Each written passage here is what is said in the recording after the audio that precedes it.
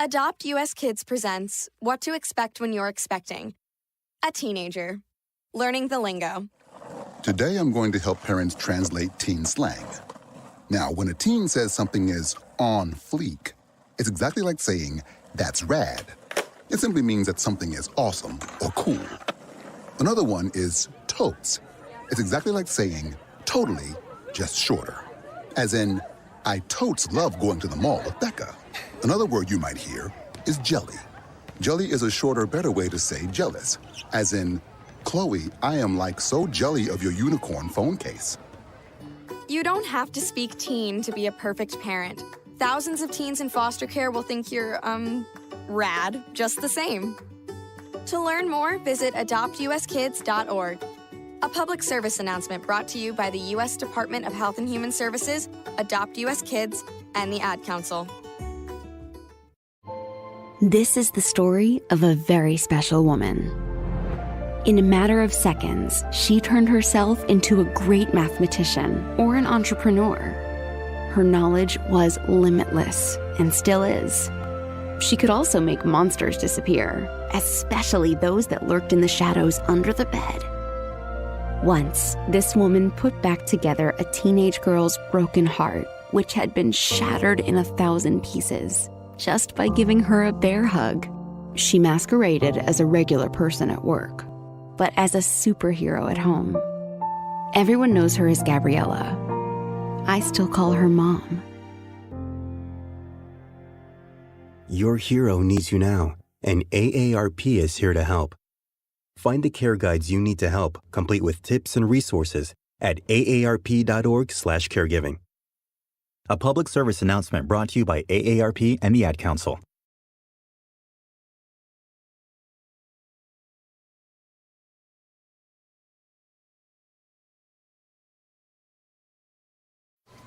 Hey, Dad, your prescription will be ready in just a minute. Hey, Dad, your laundry will be ready in just a minute. Dad, your lunch will be ready in just a minute. Hey, honey, why don't you take a minute?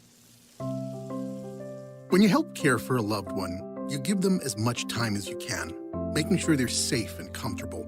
But it's just as important that you take some time for yourself.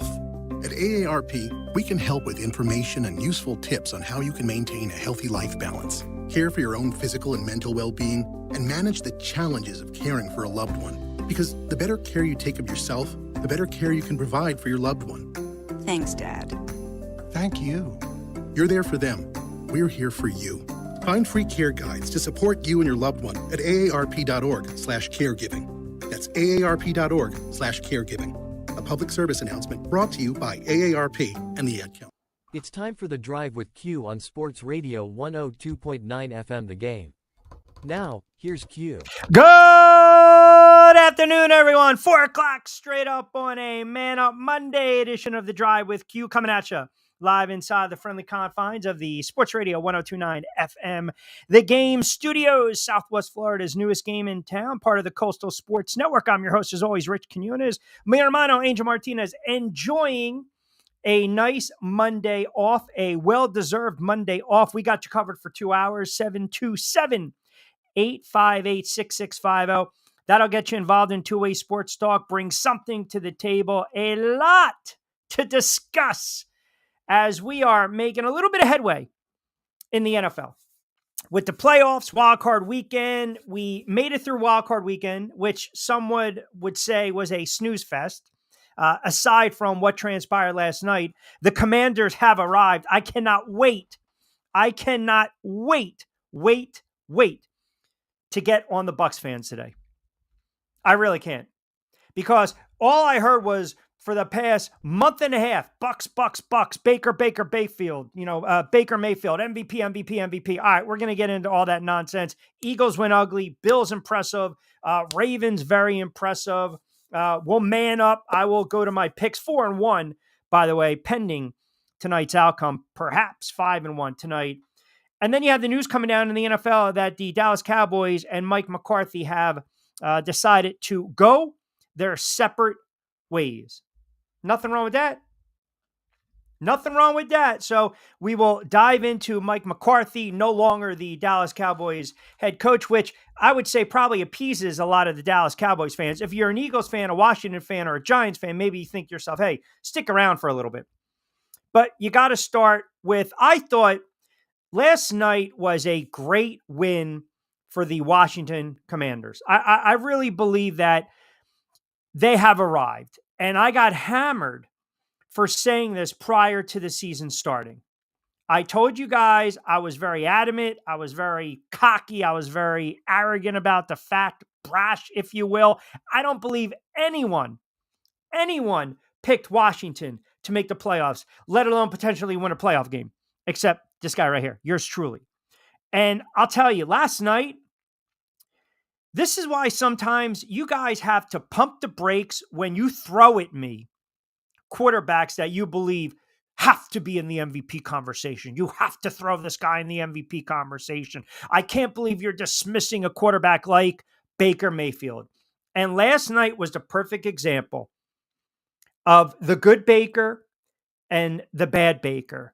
And you saw it last night in a game that was a white knuckler if you're a Washington Commanders fan and a Bucs fan, and Washington on the road as a dog. They hung around. Listen, there were a couple calls in that game that I would say questionable by Quinn, but late in the game, this is the difference between a really good head coach and also trusting a young player. And that's exactly what you saw last night. Look, Washington goes into the locker room 10-10, and you're feeling pretty good about yourselves if you're a Commanders fan. If you're a Bucs fan, you're thinking to yourself, this is not going to be good. They're not going away. So Washington comes out of the break. They get the field goal, which I thought was a smart move. Tampa comes right back. Really nice drive by Baker and the gang, 17-13. Washington turns it on downs, 17-13, remains, and then the fumble. And that, look, I mean, you got to call it for what it is, man. This is what Baker Mayfield does. I mean, he's as good as a quarterback that Baker is, and the numbers that he puts up are gaudy. Baker Mayfield, at the end of the day, is a turnover guy. He's a turnover waiting to happen. And I like Baker. I think Baker's a good quarterback. But this should now, and we're going to get on the quarterbacks because, trust me, some of them are not getting a pass this weekend. They're not. Some of them just didn't even show up. But Baker, this is what you get. You get the good Baker that can go 80 yards with a $136 down by 6 and one timeout. And then you get the bad Baker. And Washington, what do? They hung around, they took advantage of it. And this is where I think is arguably one of the gutsiest calls that you can say over the last 25, 30 years if you're a Washington fan. On 4th and 2. 4th and 2, where logic says kick the field goal on the road, put pressure on Tampa Bay. What does Quinn do? He entrusts his quarterback, Jaden Daniels, Rookie of the Year, Offensive Rookie of the Year. Here we go, perennial MVP candidate down the road, quarterback to be reckoned with. I'm giving you the ball on 4th down. Go out and friggin' make a play. And that's exactly what he did. Rifles in, ultimately the game-winning touchdown. Well, I should say the go-ahead touchdown. Tampa Bay comes back, and then you saw. What do you do here if you're Jaden Daniels? You have an opportunity, Tampa Bay. Make a stop. Make a stop. 3rd and 2, Tampa Bay 19, 55 ticks to go. Daniels, like flag football, get out of here. Goes away from the tearaway jersey, picks up the 1st down. They milk it. They milk down the clock. Gonzalez with the doink. And there we go. Tampa wins at 23-20. That's a hell of a win. I'm sorry, Washington wins at 23-20. That's a hell of a win for Washington. For everyone that got on me and said, what the hell are you talking about with the Washington Commanders? They're going to stink this year. You know, for the Bunker Boys and Trevor, who basically told me to shut up in August, September, get off Washington, you know, Baker Mayfield. Hey, where was the MVP in Baker last night? Daniels is a stud. Jaden Daniels in Washington has arrived. Now, are they going to get their doors blown out against the Lions? Who knows? So you got that half, right, of the bracket down right there. Washington and Detroit. Tonight, Minnesota, the Rams, the winner will play the Eagles, who didn't look impressive against Green Bay. And really, if I'm going to hammer Baker Mayfield, how do you not get on Jordan Love? I mean, how do you what this guy's supposed to be a franchise quarterback. He's supposed to be a franchise quarterback. I didn't see any franchise quarterbacking plays. I saw missed throws, bad decisions, bad reads. I got to trust Jordan Love going forward if I'm a Packers fan. I mean, that game, it felt, and I mentioned it on the broadcast with Burkhardt and Brady, that game felt like the Eagles were up 27-0. And the Eagles did not play their cleanest game. But you know what they did defensively? They made plays. Defensively, they made plays. A 10-point lead was more than enough to put pressure on Green Bay. It was more than enough. And then I told you, too, on Friday or Saturday, I told you, $160 for Saquon. And what happens? He could have easily had it.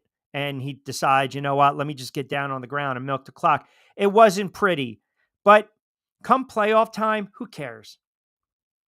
All you want to do is get out of there with a W. And that's exactly what the Philadelphia Eagles did.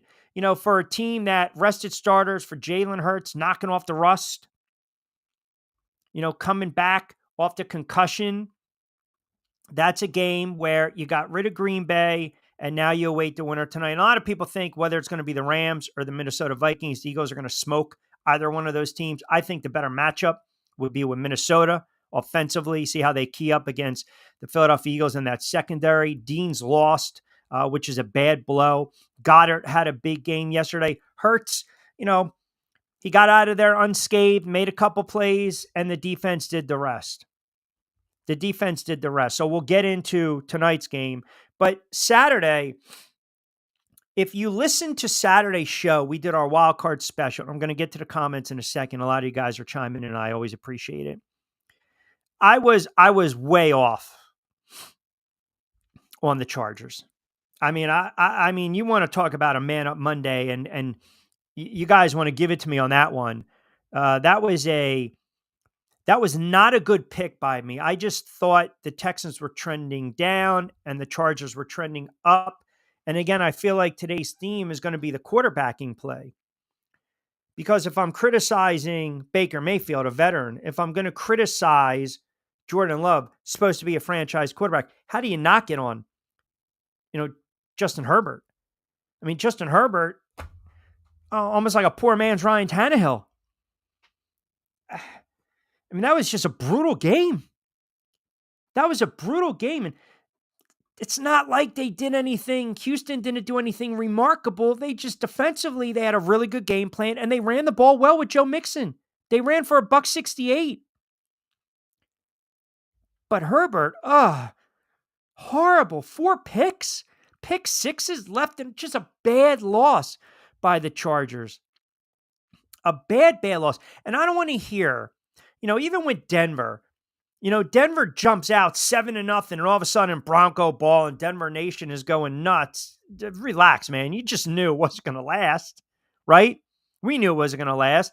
Baltimore, Buffalo Bills just run a roughshod. But I don't want to hear from Cincinnati fans today because you guys are getting on me on X. Like, if you have a problem with the way the NFL playoffs are constructed, then, you know, don't start your season 0-3. Don't start your season 1-4 and cry. We don't want to hear it. So you had the Texans thumping the Chargers. Nice bounce back game for CJ Stroud. They ran the ball. Chargers, very nice year. They're going to ascend in the offseason. Obviously, they need to make some moves. They need a couple more weapons on the offensive line side of the ball. Pass protection was an issue the other day. So that's something we'll talk about in the offseason when we kind of go around the league. And the Ravens game, I told you this. And I'm waiting for the Steeler fan today to come at me on a Monday. I'm waiting for the Steeler fan. I basically gave you that whole game was heard right on a Saturday. I said 3 things about that game. 3 things about that game that if you decided you were going to bet on the game, if you decided to do, not only was I giving you anytime touchdown and friggin' player props, but what did I say? If Derrick Henry starts hitting that second gear, if they can't attack him at the line of scrimmage, long day. Lamar Jackson going to make some plays with his legs, long day. Andrews is going to have a stellar game, long day. And that's exactly what happened. And the Steelers, because I want to hear from Steelers fans today, and you guys know who you are, but I want to hear Steelers fans today really thinking that Mike Tomlin is the answer going forward. I'll wait. Because they didn't even show up. You got Herb Street blasting them for just rolling over like a bunch of friggin' dogs. I mean, Derrick Henry, you want to talk about Lamar Jackson stepping up and Derrick Henry, how the hell do you give up 300 yards rushing in a playoff game? And this whole nonsense, we're going to get Fields in and out and in and out. Really? I mean, I bet you Steelers fans were sitting there when it was 21-7. They actually thought they had a chance. Never had a chance in hell to win that game. And to add insult to injury, as I alluded to, 299, 6 yards. They couldn't even run the ball.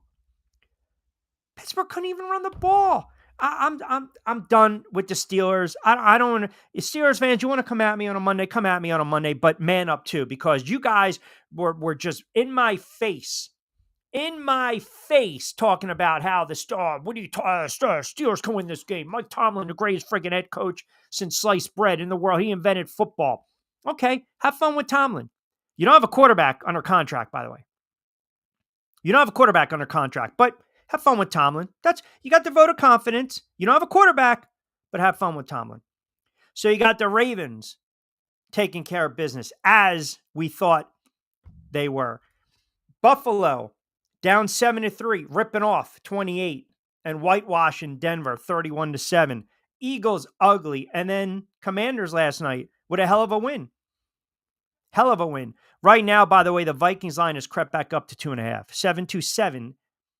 727-858-6650. Let's see what you guys have to say. 14, what is it? We got a 20 past the 4 o'clock hour. I'll say this before I get to the comments.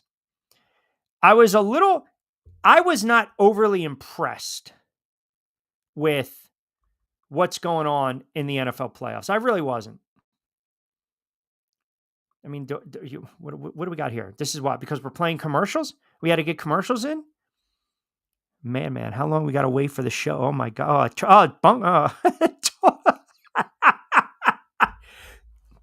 There's no diva move here. Stop. You got to get the sponsors in, man. It could have been worse. I could have gave you the eye on TV guy. I didn't do that, did I? I did not do that, did I? A lot of comments coming. Oh my goodness. All right, let's see.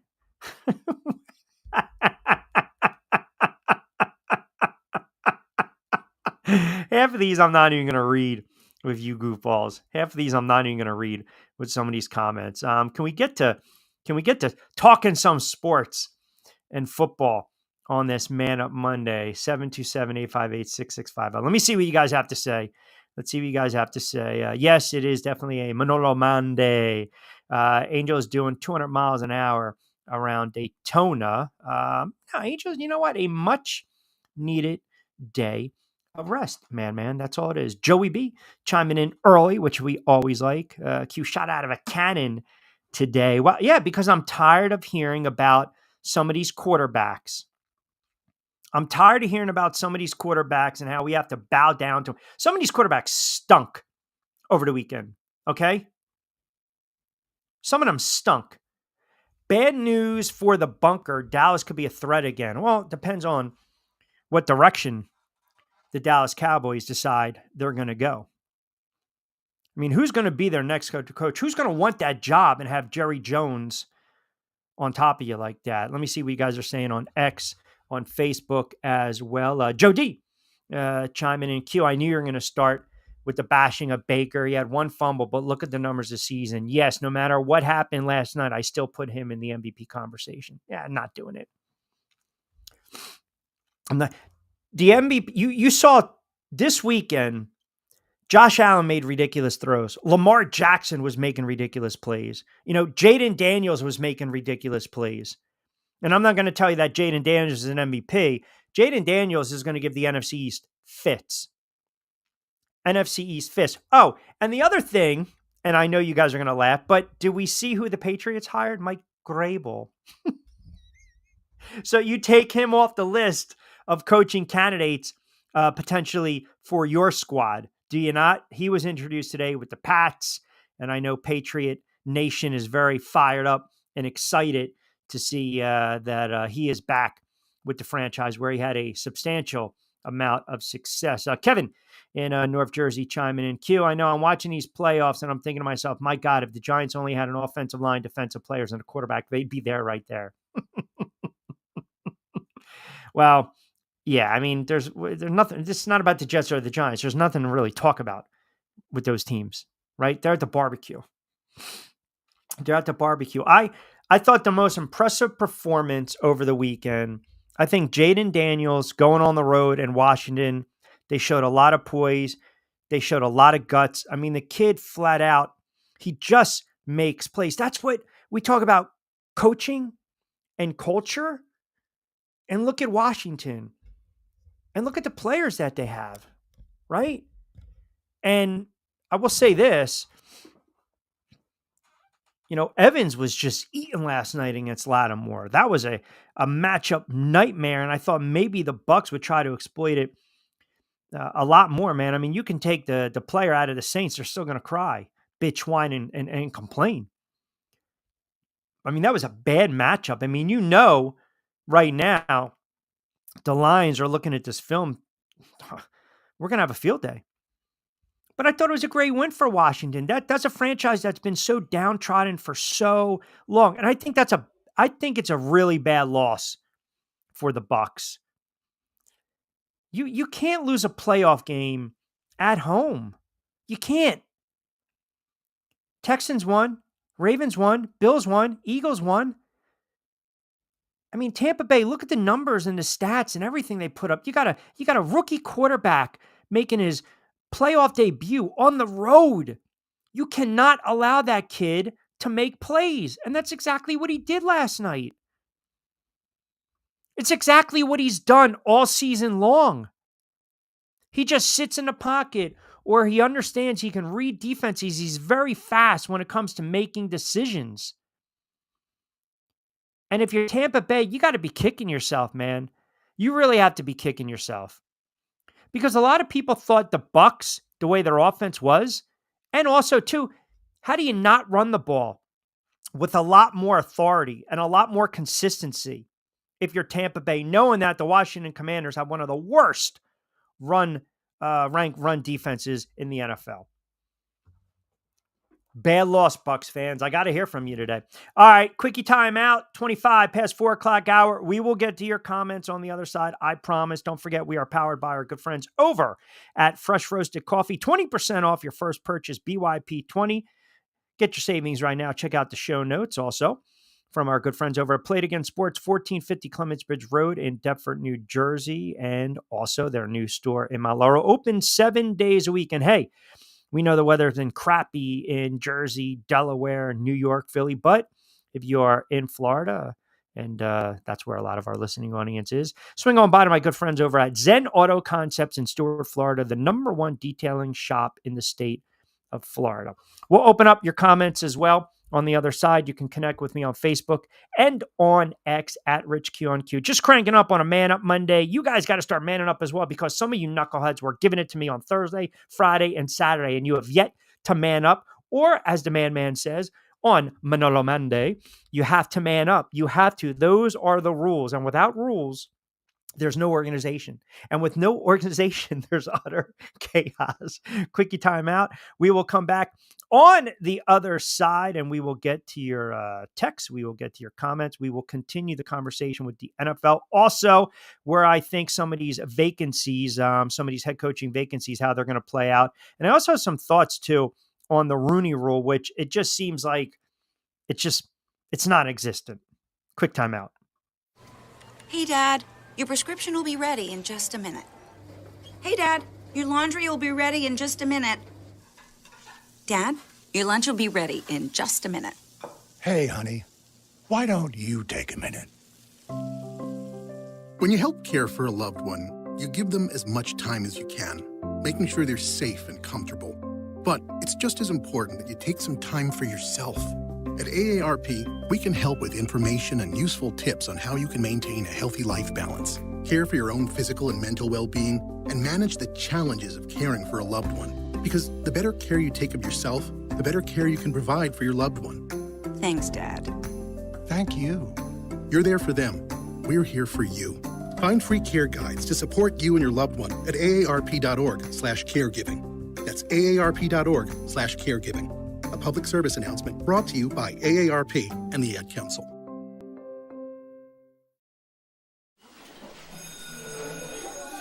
All right, class. Let's hear what everyone did this weekend. Jill? Well, I raised my older sister to a big oak tree. It was at least 100 years old. My mom said I must have set a record or something. And then we went down by a stream and perched up on this huge rock and saw all of these little minnows swimming around way below us. And then I rescued my little brother from an evil slug king who was guarding him at the bush fortress. And my sister and I brought him back to our super twig fort for safety. And then we all laid out and told stories until it got dark. And the Big Dipper led us all the way home. Awesome. Where were you, Jill? Yeah. We went to the forest. It's not that far away. Anyone want to come this weekend? Ask your parents to take you and your friends to the forest this week and find the fun, adventurous you. It's closer than you think. Check out discovertheforest.org. Brought to you by the U.S. Forest Service and the Ad Council.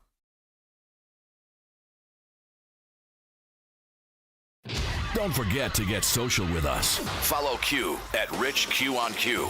And now, back to Q. Always good to hear from Bumper Guy on this as we let it run out. There we go. 727-858-6650. We're taking. Don't forget to get social with us. Whoa, did we Follow fire Q Bumper Guy at off? RichQ on Q. How about this? You know what it is? I'm going to tell you exactly what it is. So I fire Bumper Guy off like this, which means I have to let him play out. So hold on. Q on Q. And now, back to Q. There we go. See if he fires off one more time. I feel as though I've touched a nerve. Wait, hold on a second. We're going to...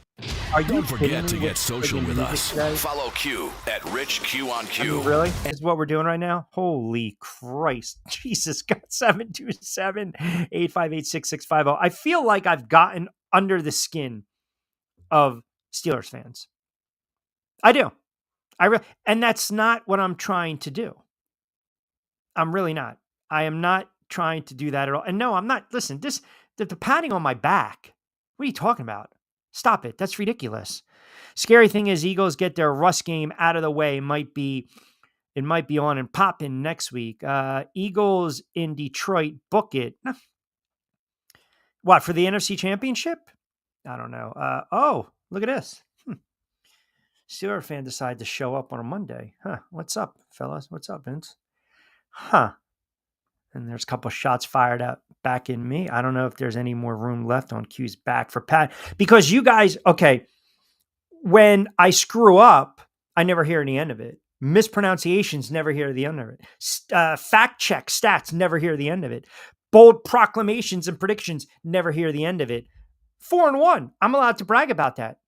I'm allowed to brag about that. Am I not? I nailed the Ravens. Nailed that. Completely nailed it. And Washington, and you guys just want to hate. Just want to hate. Trevor, should have went to Fields. He is a much better athlete. I'm a little surprised with that. All week long, we heard Tomlin mentioned that they were going to try to incorporate a lot more into Fields. And to Trevor's point, look, I mean, you got no quarterback under contract. I thought maybe that would have been an opportunity. You can turn around and see what this kid has. But the Tomlin stuff, I just, why are you guys so... I feel as though any other coach, man, I mean, he had his run the second year, but they can't get over the hump with him. They just can't. And a lot of times, man, there's a shelf life with some of these coaches. Coaching and quarterback play is at an all-time low in the National Football League. It is. It is. The Bulls last night again with the clock management. I mean, how many times have we seen it? We saw it with Atlanta and their head coach. We saw it in New Orleans. Saw it with the Giants and Dable with clock management. We've seen it with Sirianni.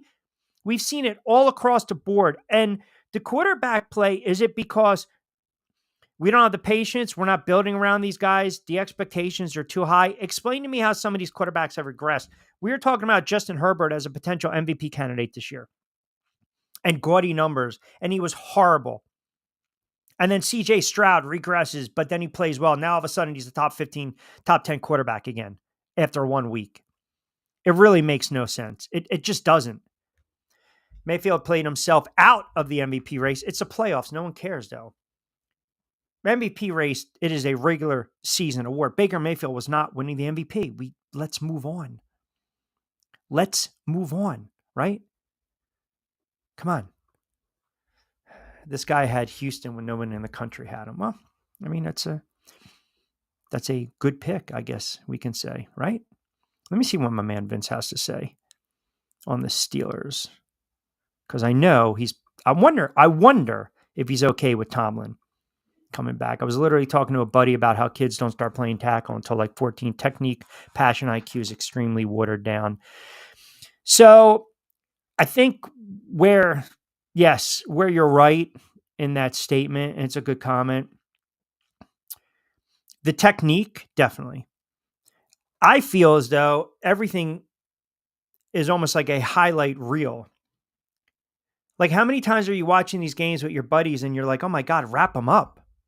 Like, just make the textbook tackle, look the ball in, shed the block properly, control your gap, understand gap discipline. We don't see any of that. These guys want to hit high. You're not hitting Derrick Henry or Saquon Barkley up high. You're not. You got to wrap them up, go low. They'll bulldoze you. The technique is lost 100%. And even wrapping up. And I also think to a lesser degree, the rules, the way we protect the quarterback now, guys are so, I mean, what was the game yesterday? Was it the Washington game? I think it was the Washington game where Daniels went out of bounds. It was clear as day, a roughing the passer. They didn't call it. But then there was a play earlier in the day where it was ticky-tack. And the running back ran out of the pocket, so he's a running back, free reign, and they called the penalty. So it's like guys are like, and we can talk about the officiating, but I think they're very scared sometimes to really hit or wrap guys up, right? For fear of a flag, right? That's what I'm saying. Yeah, listen, Derrick Henry's unbelievable. He looks so thin because he changed his diet, but it's incredible. This was a bad matchup for Pittsburgh. It was a bad match. They were not able to control the line of scrimmage. You fall behind. You just knew they were going to start feeding Derrick Henry. He is beyond scary. You do not want to think about tackling him. When you run for 200 yards as a team in a playoff game, you're basically, it's old school football, right? Run the football, get to the quarterback. That's how you win in the National Football League. Run the football, get to the quarterback, play defense, right? Because it goes hand in hand. That's how you win come playoff time. The Ravens, I mean, if the Ravens play like this, they're going to beat Buffalo and they're going to beat Kansas City. If they can run the ball and average close to, 6.6 yards a carry, almost 300 yards, makes life a lot easier. A lot easier, right? Second, third, I think we both know that. It's very hard to tackle these guys. They're bigger, they're stronger, they're faster. They just attack the line of scrimmage right through the secondary. I'm telling you, I would not want to touch these guys at all, man. They're rough. They're rough. They're rough. They're big time. Brady's won 3 Super Bowls since Tomlin won a playoff game. Lopestar 22. Appreciate you checking in. Yeah, what's the love affair with Tomlin? Seriously.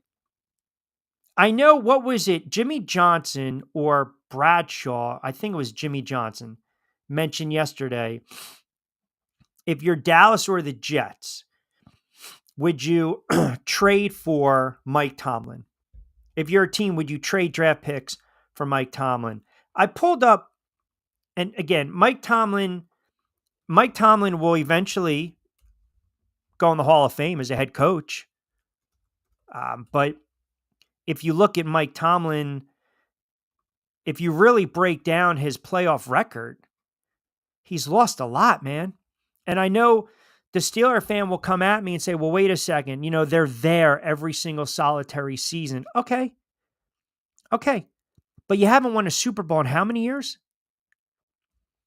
And the other thing is, I think you listen to some of these players now. I mean, if you're a Steelers fan, you got to listen to Pickens. That kid just seems to throw everyone under the bus. And the last thing you want as a head coach to be pushed to kind of the brink of, your playoff resume. It's like up and down, up and down, up and down. See, that's the problem. The body of work and winning a Super Bowl, that buys you a lot of time. But he won a Super Bowl in his second season as head coach. He took over in 2007. He won a Super Bowl a year later. They went to the AFC title game 2 years after that.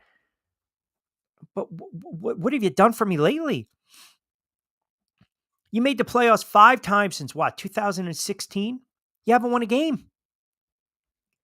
You haven't won a game. I mean, that's just lost in a wild card.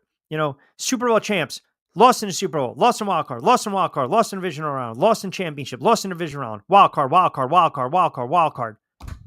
8-11 in the playoffs, man. That does not reek of Canton, but he's probably going to get there. Like the regular season success, i.e. Mike McCarthy, is one thing. But you also have to win in the playoffs. You have to, again, win in the playoffs. Steelers fan Vince, good coaches are just hanging out, waiting for a job. That's the love affair. You don't just fire a Hall of Fame coach, Q, but as G-Man, I understand why you don't get that. But see, here's the thing. Who's had, if you break it down, Vince, let's be honest. When did you win your Super Bowl? I mean, Giants have the most recent Super Bowl win. I'm just saying, it's apples and oranges. That's the lazy take right there. I know how bad the Giants are. I know, but the Giants also won a playoff game 2 years ago.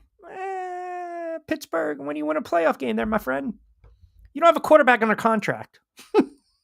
Like, you guys will defend some of these. Marvin Lewis, perfect example. How the hell did Marvin Lewis hang in the NFL for so long when he had 3 winning records, 3 winning seasons in 15 years? I get it. You're a defender of your team. I wanted my head coach and GM out. I made no bones about it. I wanted them again. It's not here. And here's the thing. It's not an obsession with trying to fire a coach, right? It's sports talk, man. This is what we do. Go listen to Pittsburgh radio. You don't think they're killing Tomlin right now? You don't think they're killing the fact that they were going to have all these plays installed? You're going to tell me that McCarthy, I'm not allowed to talk about McCarthy friggin' either, right? Are you kidding me? Come on, stop. And no, this whole nonsense where every team in the NFL, the Giants would not hire Tomlin. I can tell you that right now. They would not hire Tomlin. I'm not saying he's a bad head coach. I'm not saying that. But I'm saying is this. If you're a Steelers fan, as some of you guys are, and you look at the body of work and this whole argument, you can't fire a guy just to fire him. Well, okay. In the regular season over the last several years, who's had more success? Mike McCarthy or Mike Tomlin? And Mike McCarthy is now out. And Mike McCarthy won a Super Bowl. And again, you guys want to sit there and say the alternative. How do we know? because we're so used to what we've already been through, but we're not used to trying something different. It's one of the reasons I wanted Daboll and Shane out. I have no problem going after an Aaron Glenn, going after a Ben Johnson. But when you're stuck, when you are stuck to one guy for so long, and yes, I'm sure teams would take a flyer on Tomlin. I'm sure teams would want to have a discussion, have a conversation, bring him in to interview. No one is saying on the air that Mike Tomlin is a bad head coach. All I'm saying is over the last several years, over the last decade since they won a Super Bowl, there hasn't been much winning in the playoffs. And aren't you measured by that? Christ, Bill Belichick, how many Super Bowls did he win? And he still got fired. It's apples and oranges, some of the argument you guys are trying to make with me. It's not about what the Jets would do or the Giants would do. I already, it's a lazy take coming at me with the Giants. I already know they're horribly bad, poorly run franchise. I rip them as much as possible. I constantly kill these guys, and I get ex-players that text me and say, back off the Giants for a little bit. I mean, you got to call it the way you see it. They're a poorly run franchise. Their head coach, Brian Daboll, you cannot justify having him come back as the Giants head football coach. You can't. Agree 100%, but it's not about the Giants. I'm talking about right now, what's transpired in the playoffs. If McDermott would have lost, I would have made the case that McDermott needs to get fired because he cannot get past a certain hump, right? Yeah, you're allowed to be a great coach and get fired. You're allowed to be a very good coach. You guys are just too sensitive. That's all it is. You're too sensitive. You're allowed to sit there again. You're mixing and matching what I'm saying. You can be a good head coach and your shelf life has run out. I'm sorry. Mike Tomlin's shelf life in Pittsburgh has run out. And next year, if they go 12-5 and win a playoff game, then you know what? I'll shut up for a year. But if they go 9-8 and get bounced again, are you still going to keep wanting to go back to that? That's all I'm saying. That's all I'm saying. He goes with Fields and he flip-flops back to Wilson. Then they struggle. They lost 4 out of the last 5 straight. What was the losing record? What was their streak? They lost how many games to close out the season? 5, including the playoff game. 7 of their 9. Not a lot of coaches survive that. That's all I'm saying. And I'm not even trying to reiterate what everyone else is saying. It's just my thought and opinion, but it's also the reality of the NFL. I've seen guys win head coach of the year, and then a year or two later, they got fired. You tell me you can't fire a guy that won a Super Bowl? Come on. You guys are just uberly sensitive. And it has nothing to do with what other teams would do. There also are coordinators out there that are probably going to have some good careers as head coach. Look, Mike McCarthy. Okay, let's talk about Mike McCarthy for a moment. You look at Mike McCarthy and you look at his record. I think it was like 563. Mike McCarthy won what? 49, 50 games with the Dallas Cowboys. Mike McCarthy also won a Super Bowl. Mike McCarthy's shelf life, it ran out in Green Bay. We know that. You know it. And I know it. Okay, fine. So the contract talks break down. And it's so funny because Jerry Jones pretty much blocked him from having an interview with the Bears and then fires him 2 or 3 days later, which is kind of Bush League, but whatever. We get it. Okay, fine. They made the playoffs 2021, 2022, 2023. They have one postseason victory to show for, and that was when they got drubbed by Tampa Bay. They were 12-5 in each of their 3 seasons. They had a horrible 2024. They finished 7-10. He's out of a job. This is a head coach who went 12-5, 1, 2, 3 seasons, winning football, making the playoffs. He also won a Super Bowl. He's out of a job. So this whole nonsense that, he's a great coach, but he can't be fired. Get the frig out of here. It's an asinine counter argument. It really is. Because every time these guys get fired, you know what the GM says or the owner says? Well, he was a really good head coach and we know he's going to be successful in the NFL and we wish him all the best of luck. But yet you got fired. Come on. Coughlin won 2 Super Bowls. They forced him out the door. You're going to tell me he didn't deserve to hang around for a couple more years? I mean, Coughlin's going to the Hall of Fame. He's got 2 rings to show for. Tomlin won a friggin' ring his second year, and he's done dick since. Sorry. Sorry. It's just the reality of it. That's the reality of it. Eventually, you have to turn around and you have to say it's not working. That's all I'm saying. That's all I'm saying. All this talk about we're going to implement Justin Fields in the offense during the playoffs. You saw him for 2 plays, man. Come on. Just stop. And they're having the same conversation in Tampa right now. The same conversation about Bowles. The same conversation about Todd Bowles, clock management. Constant. You heard him during the press conference. You heard him during these interviews at halftime. You didn't know which way was left. The same thing. It's not ripping on these guys. It's nothing personal. It's just the facts. Eventually, you've been around for 15, 16, 17 years. Sometimes you need a change of scenery. I do think we should look at coach's complete resume of work during their tenure, but a coach shouldn't be penalized for other situations that are out of their control. In what regard? In what regard? Coaches coach. Coaches also make the decision. Do they not? Coach also has their hand when it comes into the draft. Coaches have their fingerprint and their pulse on the team. They do. They just do. I think that you're making good points. There are instances where situations, let me see pull the rest of this comment up. Hold on. I'm sorry about that, auto racing. I want to get the whole comment. Situations are out of coach's control, like injuries, like the Bucs. I'm not the biggest fan of Bowles, but the team got bad. Yeah, but hey, man, nobody wants to hear injuries. Nobody wants to deal with injuries. They don't. And listen, for a franchise like Pittsburgh that's had 3 head coaches, I get it. You love the stability. You love the stability. You always do. But I'm not going to sit here and Baltimore's had a bunch of injuries, right? I mean, I've for years, all I heard was, why do the Giants have so many injuries? What's going on with the Giants? Are these guys not being conditioned? Are they not training hard enough? Are they training too hard? Why is this? Why is that? Why is this? Why is this? What's going on with what's going on with their staff, right? I heard a lot of that. What's going on with their staff? And, again, coaching injuries, they're a part of the game. McCarthy's ring in Green Bay was a sham as well. A-Rod was playing out of his mind back then. Yeah, but you're still part of it, right? You're still part of it. Does that take away?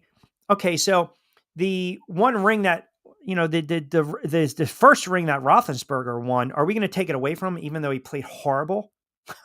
Are we taking it away from Cowher? I mean, I think that's disingenuous. If you win a Super Bowl, like Tomlin, like McCarthy, all the ones with Belichick, like Coughlin, Andy Reid, you have to give credit. You have to. Coaches need to have input. Bench and stands are his best friends. Yeah, because again, that's what everyone believes that. Look, coaching in the NFL is hard, man. And I respect what these guys do. And it's a grind. It's a grind. You're basically living in an office. You're making a lot of money. You have a lot of responsibility. And it can wear on you. And there's 32 of these jobs. 32 of these jobs. So yes, if you boil it down, if you narrow it down, how many really good head coaches right now are in the NFL? How many would you say, you know what, that guy's a really good head coach? I'm not asking you to rank them. I'm just asking you right now, how many are really good head coaches? You guys ponder it as we get set to hit 5 o'clock. We'll come back. We'll talk about it a little more on the other side. Get in on the conversation. 727-858-6650. That'll get you involved. You can hook up with me on X as well, at RichQ on Q. And I want to hear from you guys. Like I said, how many great head coaches are in the NFL as it stands at this moment? Let me get your thoughts.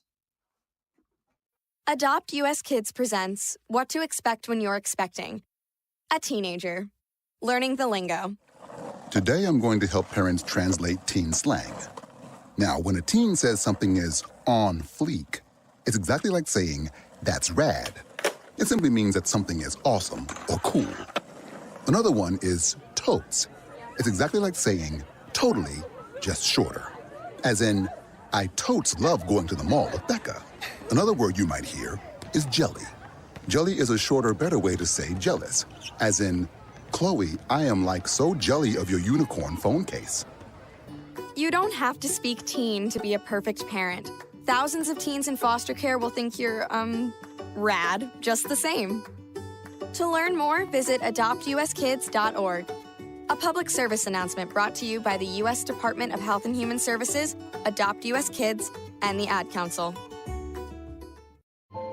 This is the story of a very special woman. In a matter of seconds, she turned herself into a great mathematician or an entrepreneur. Her knowledge was limitless and still is. She could also make monsters disappear, especially those that lurked in the shadows under the bed. Once, this woman put back together a teenage girl's broken heart, which had been shattered in 1,000 pieces, just by giving her a bear hug. She masqueraded as a regular person at work, but as a superhero at home. Everyone knows her as Gabriella. I still call her Mom. Your hero needs you now, and AARP is here to help. Find the care guides you need to help, complete with tips and resources at aarp.org/caregiving. A public service announcement brought to you by AARP and the Ad Council. Call or text the show at 727-858-6650. Now, back to Q. All right, fast approaching the 5 o'clock hour. Sergeant Delaware chimes in. Q, believe it or not, I actually agree with you on this one. I think every coach has their shelf life. I think the shelf life is done for Pittsburgh and Mike Tomlin. Change of course, change of pace, change of scenery. Yeah, listen, and would he get a job tomorrow? Sure. But that doesn't mean he's the right fit anymore in Pittsburgh. Mike McCarthy. Is Mike McCarthy going to get a job? Probably. Mike McCarthy will probably get another head coaching job, no doubt. But isn't it kind of what we talked about a week or so ago with like these retreads in the NFL? So I asked you guys this before we hit the break. How many would you say in the NFL right now are really great head coaches? Great. I'm not talking about college. I'm talking about the NFL. I'm talking about the NFL right now. 3? 2? Is Dan Campbell a great head coach, or is Dan Campbell still learning his craft? And he also has very good talent, right? Because the GM did a hell of a job. He's got a very good offensive coordinator in Ben Johnson, a hell of a defensive coordinator in Aaron Glenn. Is Andy Reid still a great head coach, or is it right now, I just let you guys do what you need to do? I got a great staff around me, coordinator, defensive coordinator, Hall of Fame tight end, Hall of Fame quarterback, right? Players make the coach makes the players. Sean McVay, everyone's still talking about Sean McVay. It seems like he's been in the league for 20-something odd years. Is he a great head coach? Is Tomlin a great head coach? Is Sirianni a great head coach? McDermott a great head coach? Harbaugh a great head coach?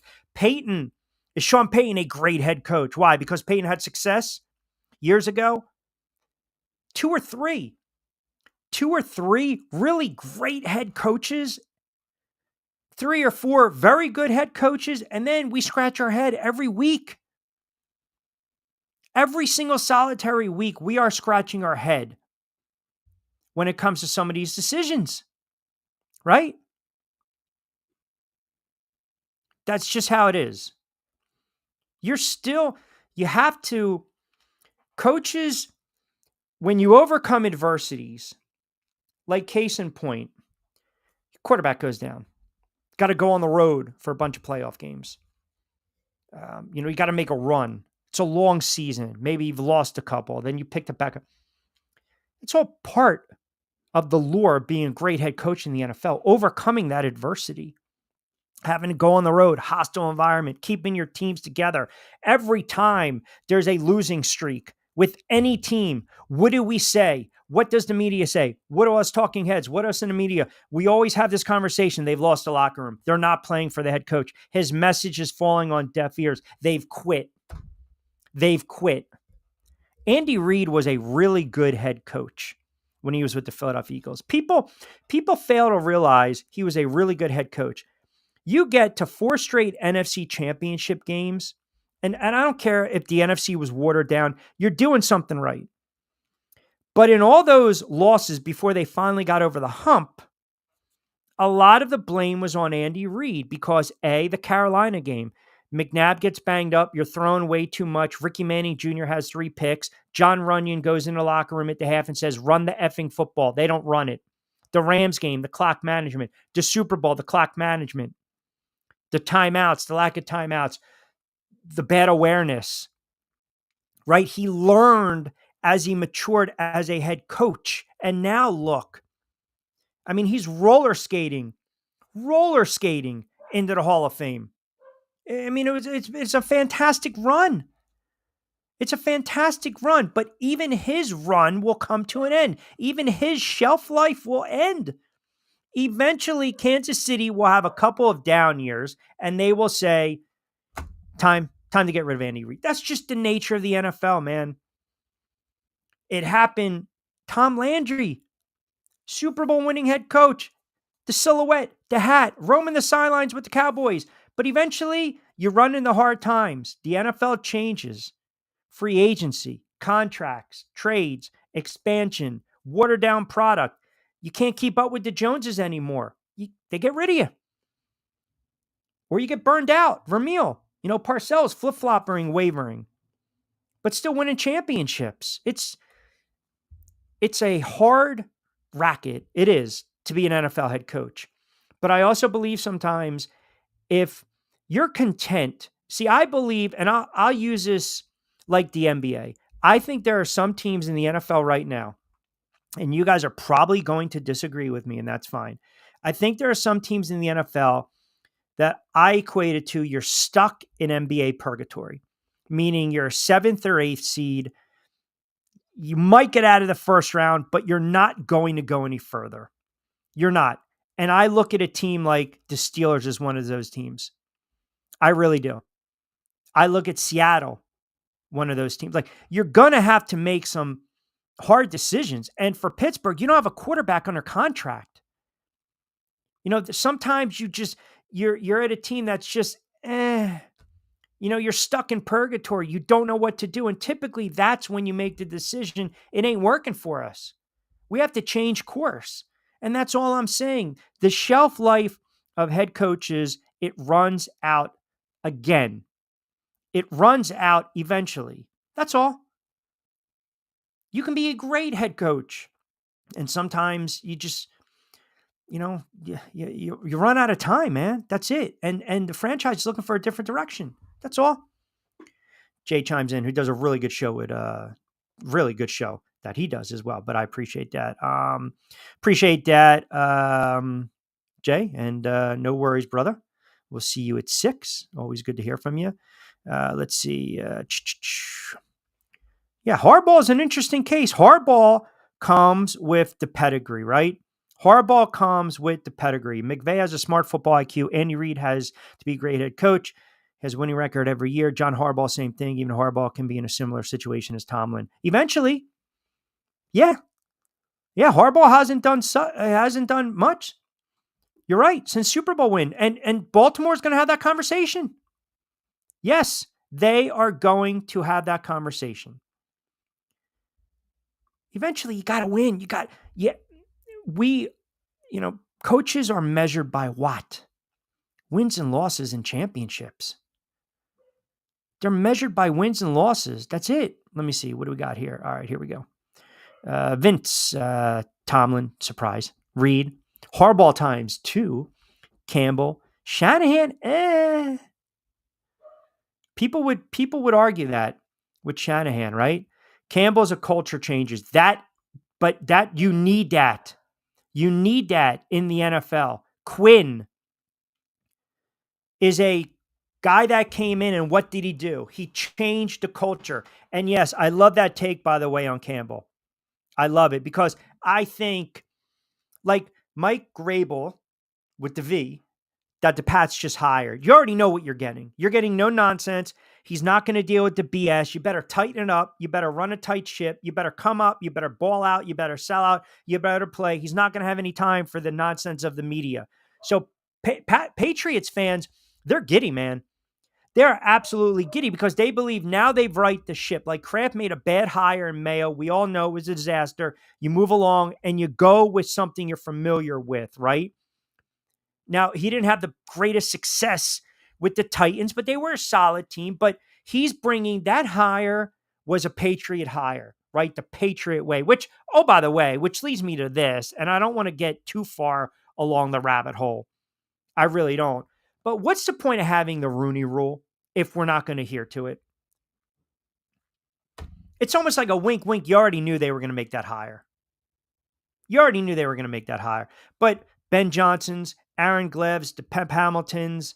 I told you, if the Jets win the Jets, you have Aaron Glenn in that building. Don't hire Rex Ryan. Don't. Do not allow Aaron Glenn to leave the building. Don't do it. 5 o'clock straight up on a Man Up Monday, or some of you guys have liked to say Manolo Monday edition of the Drive with Q. Rich Quinones here inside the friendly confines of the Sports Radio 102.9 FM, The Game Studios, part of Coastal Sports Network. A lot of NFL to touch. I got a lot of Bucs fans that are not too happy with some of my Baker comments. Did I rub you guys the wrong way? I think I've been very fair with Baker Mayfield, but I think our listening audience is pretty astute. I think you guys knew eventually you were going to get bad Baker last night. You were going to get a moment where there was going to be bad Baker. That's a bad loss. By the way, I do have sound. I'll get you, Jerry Jones talking about firing Mike McCarthy. Now, here's a scenario. See if you guys want to go down this rabbit hole with me. Jerry Jones fired Mike McCarthy. Ray Ball's hired. Aaron Glenn's out there. Ben Johnson's out there. Belichick's with Carolina, we believe, right? Wink, wink. Brady was floating the idea. Raiders, Belichick, the hoodie, reunite. Now, what? And the Raiders came out and they said they have zero interest in Deion Sanders. Now, let's play the game. And I know it's a very dangerous, dicey game. Does anyone believe that Jerry Jones right now, or when he goes back and he has his little cocktail later on this evening and he's watching, what is it? Landman or whatever the hell that show is. You think he's thinking to himself, I'm going to open up the friggin' checkbook and I'm going to bring in Deion. I'm going to make a splash. I want to make a splash, right? And I want to hire Deion. Brian Flores is an interesting animal. That's not a bad name. Here's the problem with Flores. I think wait and see what happens in the playoffs. I think there are some teams that are going to be a little gun shy of Brian Flores because of the lawsuit. I think Brian Flores is a great defensive coordinator. Maybe there's something to be said. He's rubbing players the wrong way. I defended Flores because I think I told you guys, I mentioned this last week. I didn't like the comments that came out of Fitzpatrick's mouth, kind of like sabotaging a little bit prior to, Reed is going to retire before the Chiefs get rid of him. They're not going to get rid of Andy Reid. No, he most likely would retire. But again, there's no guarantees in life, my friend.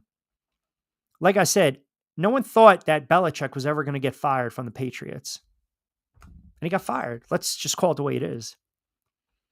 No one thought Landry would ever get fired by the Dallas Cowboys. He got fired. Bill Walsh retired after they won that Super Bowl in 88. And then Seifert came along and they won it in 89. And then, of course, we know what happens. The Giants beat them in 90 at Candlestick. There will be no three-peat. But Bill Walsh, and I'm not going to tell you Bill Walsh saw the handwriting on the wall because that team was a dynasty. And sometimes these coaches, they'll step away. What do? They'll go to the college ranks. Sometimes they coach in college, and the first time in the pros, it doesn't work out. Pete Carroll. And then you come back.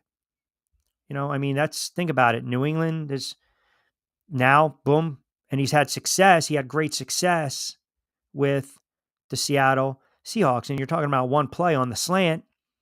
They would have won 2 Super Bowls. Walsh was the architect, right? Walsh, the West Coast offense. Walsh won 3 Super Bowls. They were a dominant team. I think out of all those years, 82 strike season, right? But 83, they won 10 games.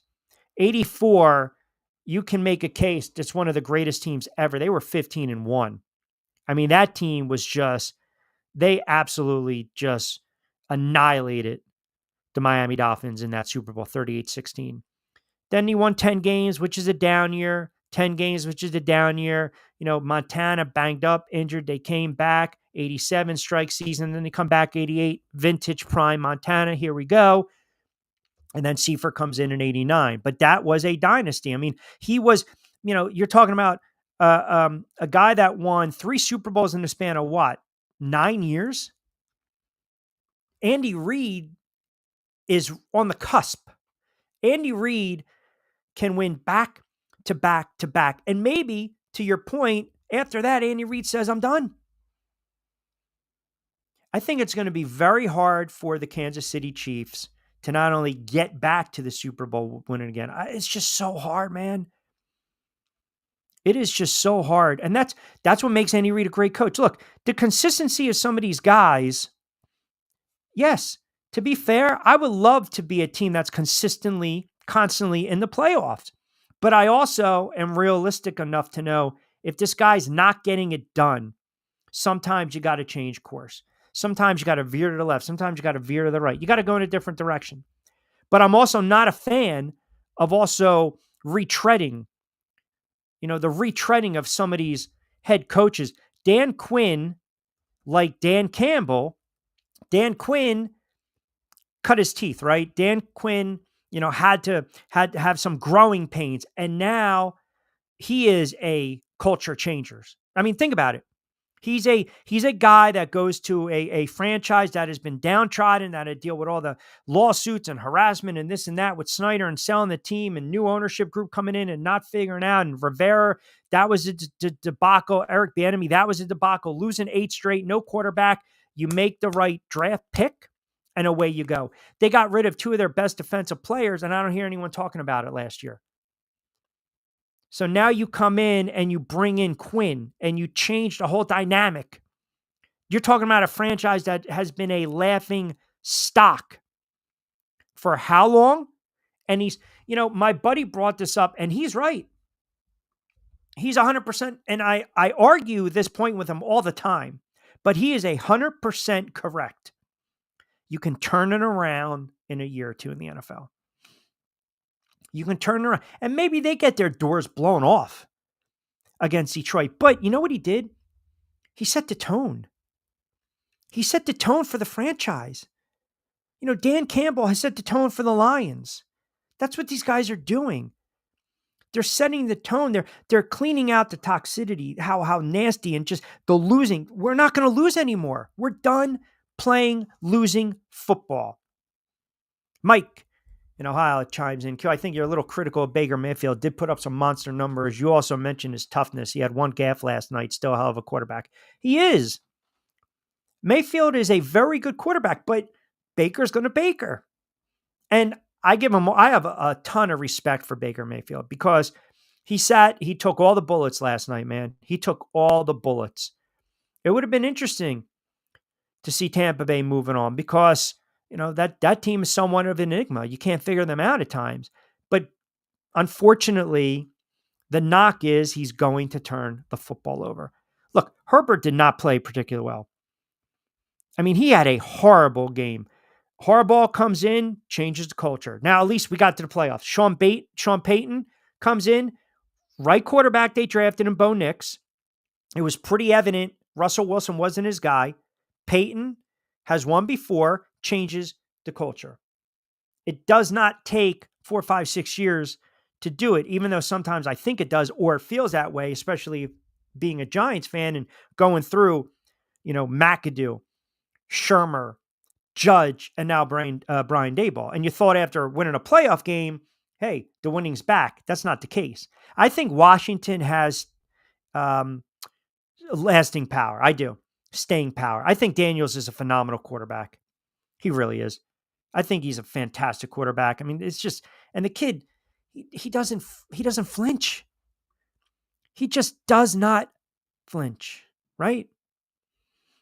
Fitz is a tool. Yeah, talking about the comments. Yeah, Marino hadn't learned the hand motion. No. 85 Marino. I don't know. 85 Marino. No. 90 Marino.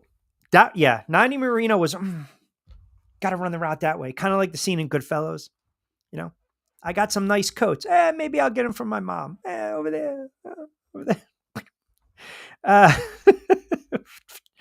Jerry Jones doesn't care about winning. He cares about selling merch and expanding the brand. He's got enough money. He's got more money than like 10 gods. I don't think Jerry Jones is just at the point where it's the ego. It's the ego with Jerry Jones. Jerry Jones will probably try to make a splash. Jerry Jones is probably already on the phone with Deion Sanders saying, hey, man, what's it going to do? What's going to take to get you? What's going to do? What's going to take to get you? Monday Marcus chiming in. Q, you got to give credit to where credit is due. You were all on Josh Allen, but who played better this weekend? Was it Josh Allen or Lamar Jackson? Well, hold on a second, Marcus. I know you're a Ravens fan. Monday Marcus chiming in on a Man Up Monday. Did you see the throw that Allen made on 4th down? It was ridiculous. It was ridiculous. It was utterly, name another quarterback that can place the ball like that. Josh Allen is phenomenal, man. And let me add this for the divisional round. Texans and the Chiefs. Chiefs are already laying 7.5. Commanders and the Lions. By the way, the line open. Detroit is laying 9. The Ravens and the Bills. Baltimore is a 1-point favorite on the road. I'm not even going to make... This is not Lamar Jackson versus Josh Allen. That game Sunday at 6:30, just enjoy it. Just enjoy it. Just sit back and watch 2 quarterbacks playing the position at the highest level. Just sit back. This is not Josh Allen versus Lamar Jackson. This is not, waiting for one of them to fail. Just sit back and watch. Sit back and watch what these 2 guys are doing. Up and down the field, slinging it, scrambling, running, making plays. I'm going to enjoy it. I'm going to enjoy it thoroughly because it's very rare that at this stage of the game, when you're talking about quarterbacks who have been in the NFL for a while now, and they've been, they're young, but by NFL standards, they're veteran quarterbacks, but they're in their prime. It's like watching back in the day, Magic and Bird. Just sit back and watch it. Just enjoy it. Jordan going against Isaiah, just sit back, or Jordan and Bird, whatever. Kobe and whomever.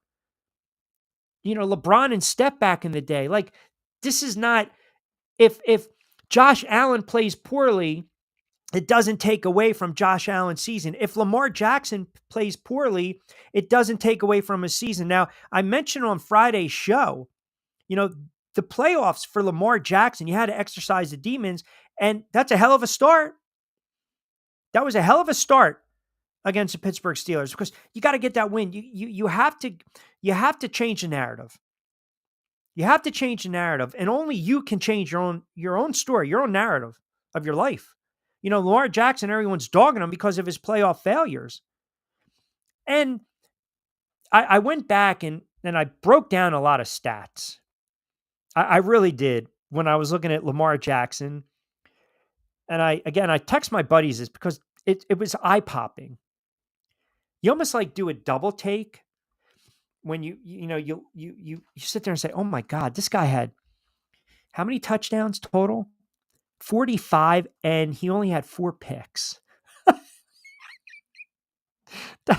And he ran for almost 1,000 yards. Like, I'm still going to stand on the mountain and say this year it's Josh Allen, but how the hell can you can argue Lamar. They've had fantastic seasons. Fantastic seasons. To me, I would have loved to have saw this as a AFC championship game. And yes, the game's going to be fun. It's going to be a great game to watch. You've got, and then it's Baltimore versus Buffalo. It's not Lamar versus Josh Allen, right? It's not Lamar Jackson and Josh Allen, but this is how they're going to sell it to you. This game doesn't need to be sold. I'm in. And I'm very curious to see what Jaden Daniels can do again on the road, hostile environment as a young quarterback, because if you're Detroit at first glance, you know what you took away from last night's game? Washington just does not quit.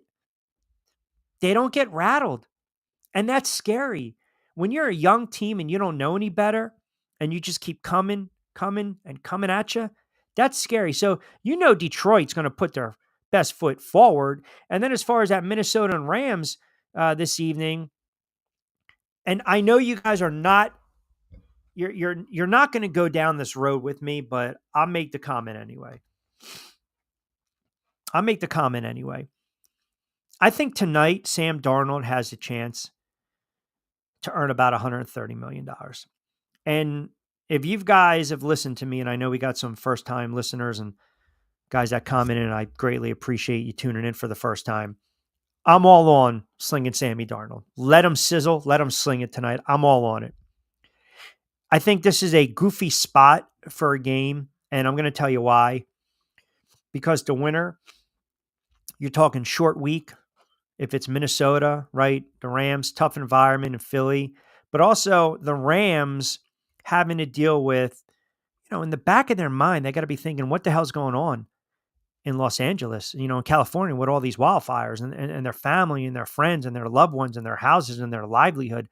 And I think that might weigh on them a little bit. I don't know how much of a distraction, hopefully when kickoff comes, but if they win, man, I do not like them next week because, again, they're creatures of habit.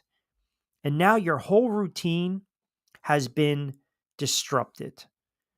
Minnesota, you win, you fly back to Minneapolis, you wait a couple of days, and you get back on a charter and you fly out to Philly. And it's a Sunday game. So you fly out, Friday, do the walkthrough Saturday, and you're good to go on Sunday. But I think Sam Darnold, we talk about changing the perception, changing the narrative. If Sam Darnold goes out tonight, 20 of 28 for 288 and 3 touchdowns, and Minnesota wins, you can really now start to make the argument that Sam Darnold he's legit. He's a legit franchise quarterback in the NFL. And it took him a while to get a little more acclimated, right? Because Sam Darnold, young quarterback, immature quarterback. Remember, he burst on the scene in that game against Detroit on Monday night, running to his right and throwing across his body. So people looked at Darnold, he's arrived. But then the injuries, the mono, the inconsistent play, the seeing the ghosts, the hearing the footsteps, to not being able to read defenses. And then he struggled. And then, the Jets, they gave up on Sam Darnold. Now, boom, here we go. You're going to go somewhere else. Give up on him. Panthers, Panthers, by the way, they had Sam Darnold and Baker Mayfield on the same roster. Go figure. And then the 49ers, and he backed up Purdy, and, 49ers wanted to re-sign him. But then he comes to Minnesota. They draft McCarthy. That's going to be the franchise quarterback. The kid goes down early in the preseason. Darnold comes in, and he has not looked back. And I hope the Cinderella story doesn't end for Sam Darnold tonight. I just don't. I really don't. I'm cheering for him. I'm rooting for him. I really am, because I think the kid's got he's gotten a raw deal. in the NFL. And sometimes it happens with some of these guys. You're drafted, you go to the, you go to a bad spot, a bad team. We were killing Panthers and Bryce Young. Now all of a sudden Bryce Young's game's starting to slow down. Richardson's still a question mark in Indianapolis. You go listen to what they're saying in Chicago. They think they got the wrong quarterback. Right? So 727-858-6650. That'll get you involved on a Monday edition of the Drive with Q. Rams get a gritty, emotional win. Had to fly across country and get that L. So in one breath, you're saying, hey, go out there and get that gritty win, right? Do it for LA, right? Do it for California. And then you got to go out and you got to meet the Philadelphia Eagles. Yeah, that's I don't envy that position. I really don't. That's a tough spot to be in. We had Patriots in postseason for so long. It's still very different just watching, hoping for good games. I don't know why are you guys, and I'll get to that point in a second. Why is everyone on the Rams tonight? Is it more because you think it's going to be an emotional lift or because you're not a believer in Sam Darnold? See, you guys are waiting for Minnesota to lose. You are waiting for Sam Darnold to struggle tonight because then tomorrow you guys are going to blast me. That's fine. That's fine. That's fine. I really hope Darnold plays well. I do. And I think tonight they have to figure out a way to run the football early and often. Then I think they will open it up and they will let him throw it. And it's always going to be the first couple series in playoff games. I mean, look what happened yesterday in the Eagles game. The opening kickoff of a wild card game, and the Packers muffed the punt, even though, sorry, Eagles fans, if you go back and you watch, come on. Packers should have retained possession. But point being, it set the whole stage. It set the whole stage, the whole complexion of the game changed, right? It's like a gut punch, even though the Eagles could not blow them out of the building. They just couldn't. So tonight, same thing, man. The first couple series, I want to see exactly what Minnesota does. I really do. And look, these teams are not thinking of who they're going to play. They're not. They're thinking about tonight. And you've got two very good head coaches. You have two very good quarterbacks. I mean, Stafford's a veteran. He's been around. He's won. He's slung it. We know about that.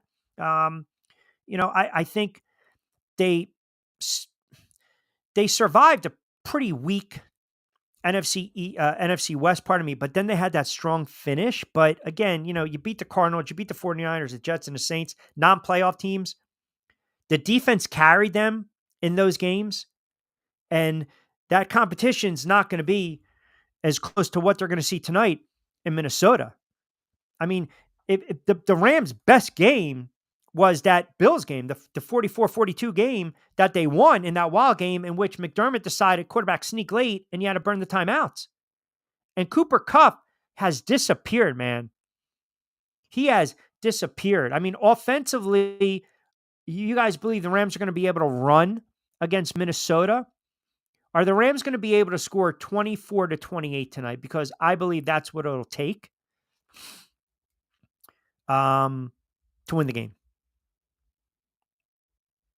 I just think Minnesota's offense, you guys want to call it recency bias, that's fine.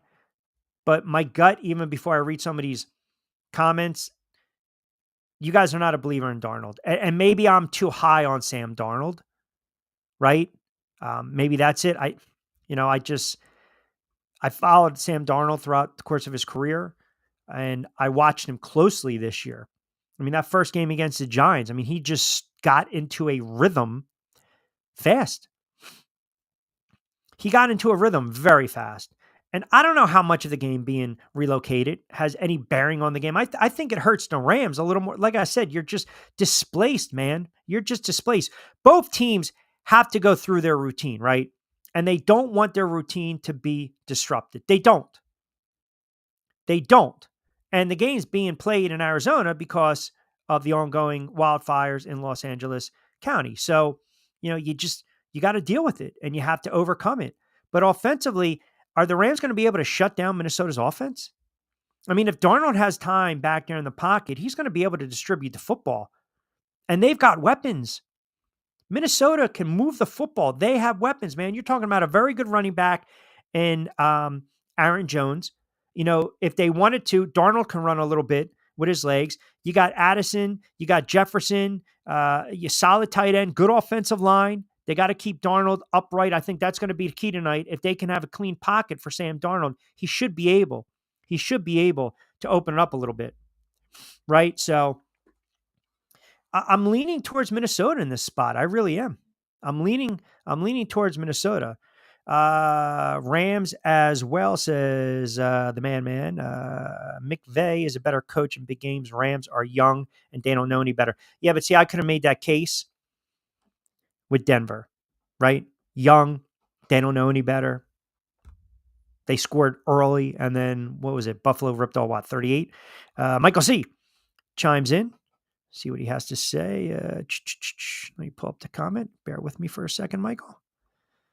I think some of it's recency bias because people. Oh no, hold on. Let me get to the other comment. Yeah, what do we got here? Me trying to work through these comments because they're coming in very fast. Yes, I think some of it's recency bias because people saw Minnesota play so poorly against Detroit, but they had a great season.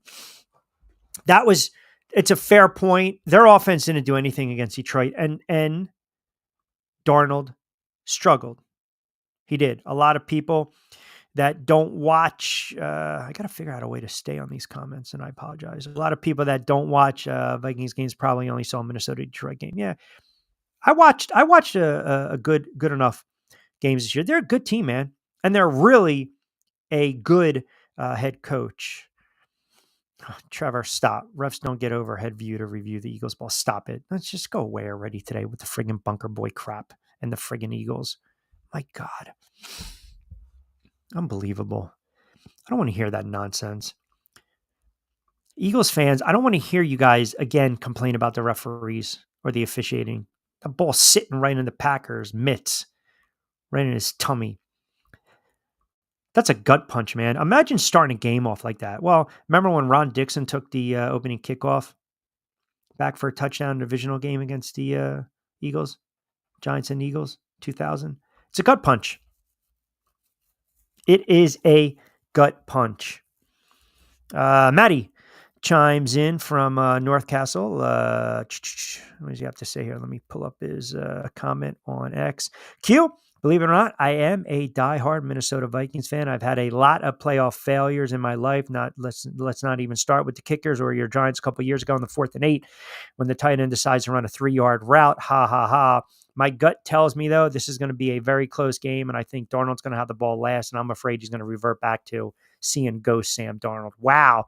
Where's your confidence, man? Seriously.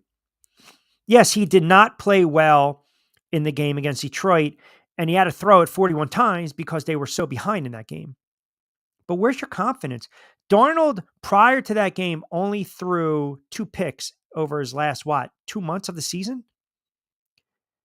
If Minnesota can keep him upright, clean pocket, he's going to have an opportunity to distribute the ball. And conversely, they have to. They have to be able to cause a couple turnovers and get to Matthew Stafford. They do. And Williams is a really nice running back, absolutely, for the Rams. He's a stud. He's a stud. And he's actually, listen, he ran well last year, and he's run for close for 1,800, and he's averaging about 4.1. So, yes, to some of your guys' comments, absolutely. He's a stud, and they can open holes, but the run defense should be there. Crackle on a Monday. Not even a crackle. It's not even that. It's just everyone saw that the Packers had the football. I don't want to hear that aerial nonsense.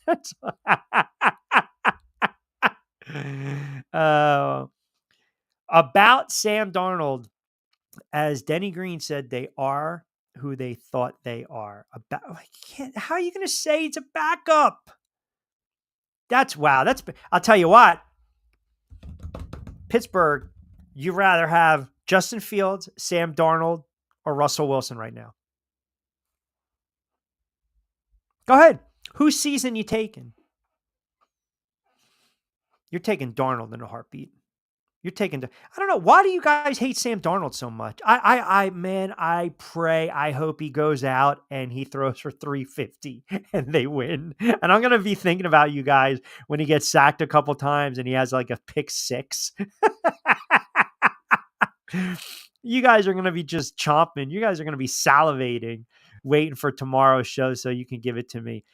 Sometimes, guys, it just takes a while, and it also takes a change of scenery. And all of a sudden, boom.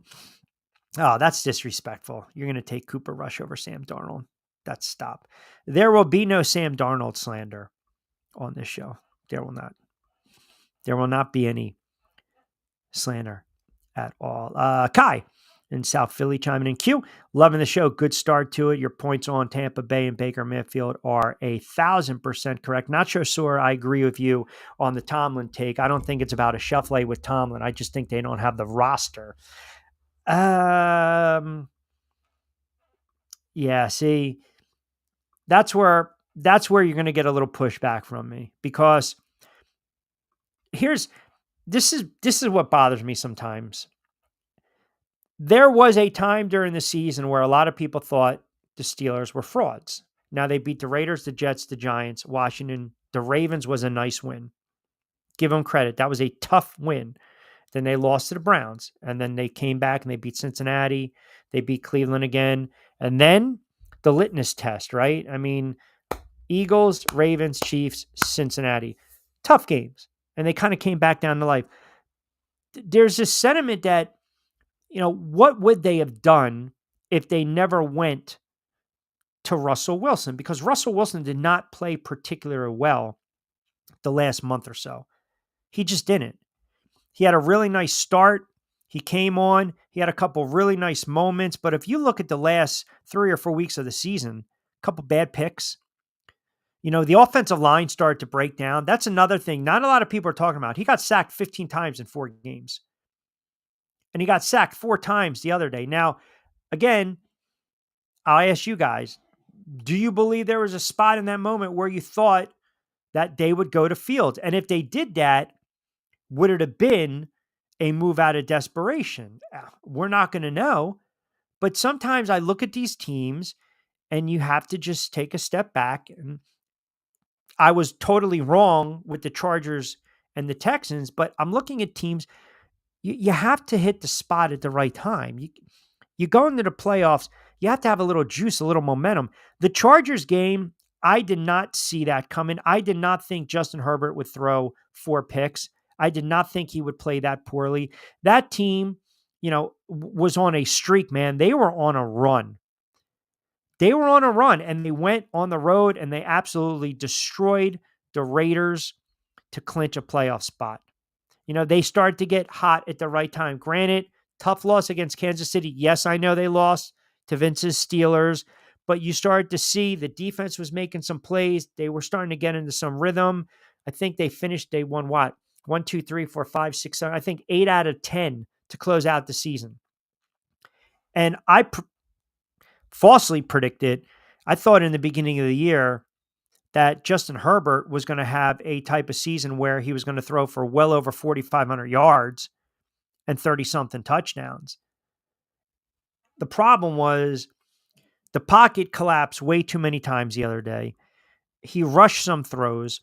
I mean, some of his decision-making was really poor. And again, this is football 101. The more likelihood your quarterback's on his back or feeling duress or pressure, he's going to make mistakes. They were able to get to him. Like Houston, give him credit. Defensively, they got to him. They caused, 5 total turnovers in the game, 4 picks. They sacked him 4 times. They played well. Now, do I think they match up well against Kansas City? I don't. I really don't. I mean, Kansas City should win that game, and then you're going to see Kansas City and Baltimore, Kansas City and Buffalo in the AFC Championship. That's how it should be. It's like it's meant to come down to that. It really is. NFC, it's a different animal.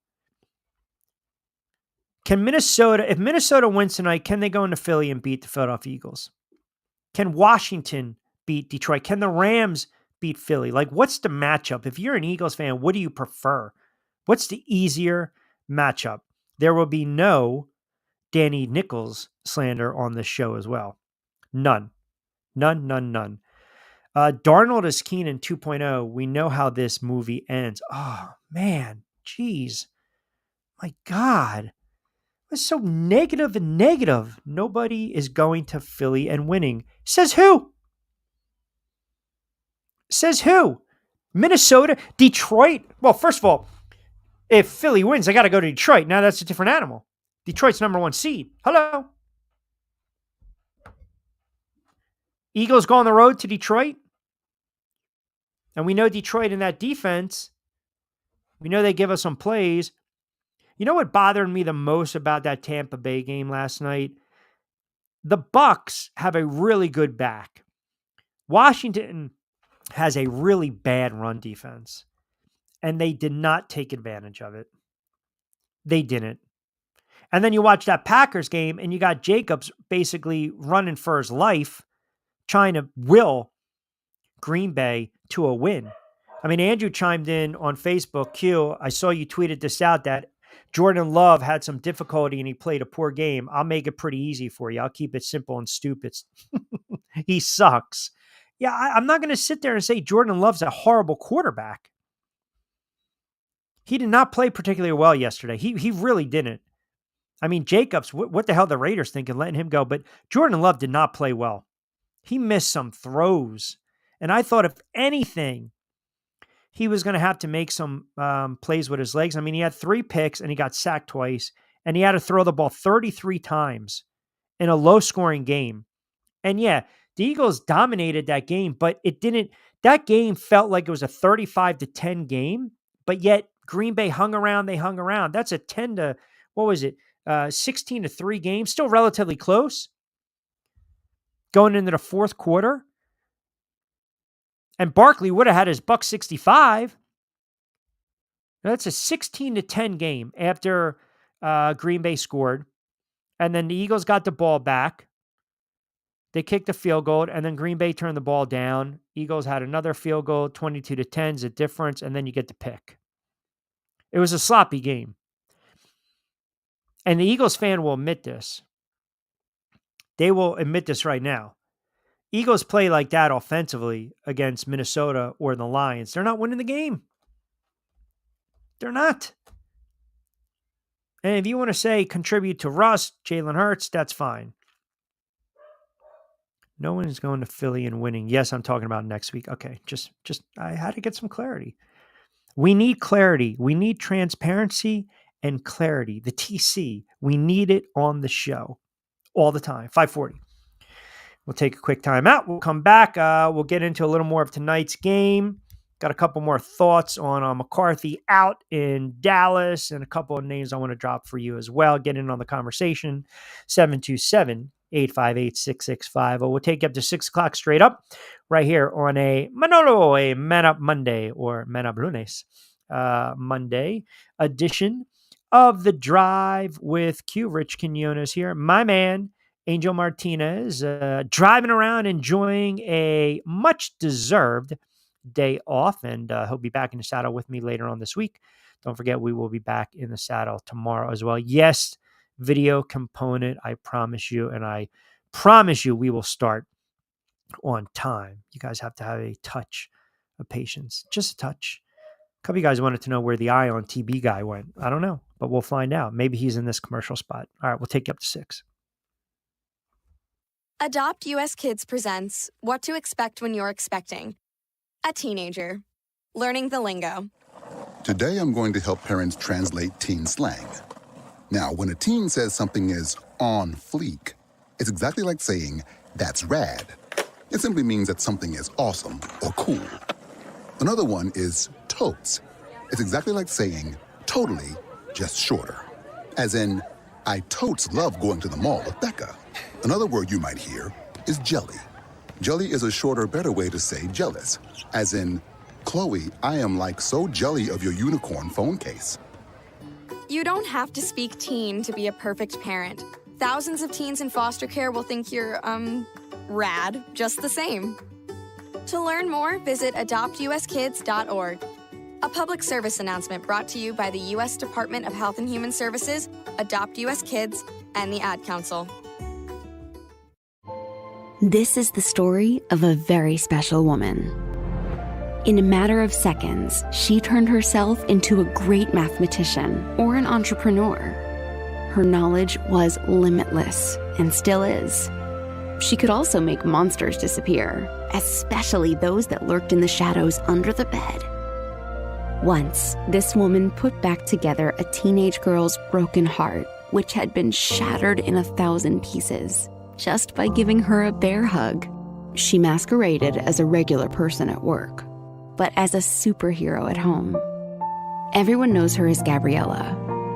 I still call her Mom. Your hero needs you now, and AARP is here to help. Find the care guides you need to help, complete with tips and resources at aarp.org/caregiving. A public service announcement brought to you by AARP and the Ad Council. Don't forget to get social with us. Follow Q at Rich Q on Q. And now, back to Q. All right. About 20 to play with. They give 6. Buck fans, where are you? Don't forget to get oh social my God, with this us. friggin' Follow music. Q. You know what? Where's this angel when you need him? Where are the Bucks fans? Where are they? Where are they? Where are they? What is this? Q doesn't want to talk about the roster flaws in Pittsburgh. He just wants the coach fired. I'm not saying fire him. I'm just saying every coach has a shelf life. You know, you guys were not getting on Pittsburgh when they were winning, talking about their roster. Now all of a sudden they don't have a roster, right? Now all of a sudden Pittsburgh doesn't. It's not my fault you sign guys to 1-year contracts. Russell Wilson, Justin Fields, Najee Harris. By the way, can Pittsburgh fans admit one thing? Pickens is a friggin' dog. He is a dog. Get this guy off your friggin' team. What a jackass he is. Your Commanders can upset Detroit. That is what they're saying in the DMV. Trevor, with his ear to the frequency of the DMV. Westbrook and those guys must be, or Mitchell, pardon me, must be going giddy. Right? Maybe.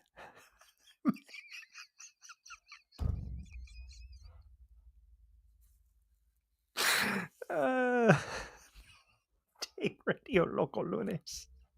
No. We will not. We will not. We will not be calling that. We will not be calling. We will not. We are not changing the name of days, and we're not changing the name of the show. We're not doing that. We're not going to Radio Loca. You remember when La Mega would do those commercials, like with Mike Piazza, the auto group. Punto uno, punto, Mike Piazza, Mike Piazza, Mike Piazza. No, we're not going to Radio Loco Lunes.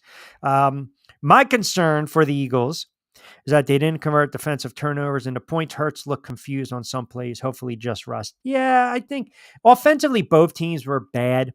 Green Bay was bad. Eagles were bad. I was a little surprised they didn't run Saquon more. We know about the second half and Saquon's numbers, but and some guys are asking me again, the rust factor, and they got to a point in that game where they maybe weren't going to show a lot. Like Denver has the fake punt, but they can't score. Like you're not going to use that anymore going forward if they would have won the game. You're just not.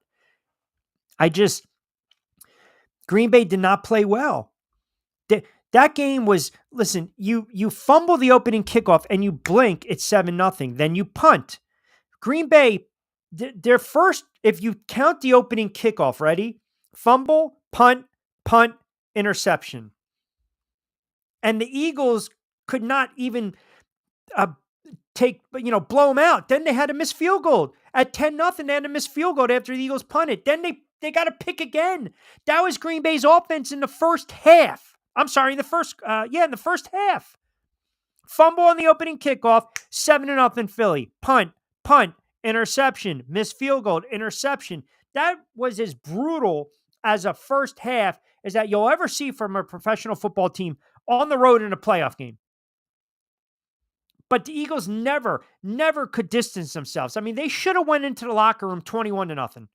Easily 21-0.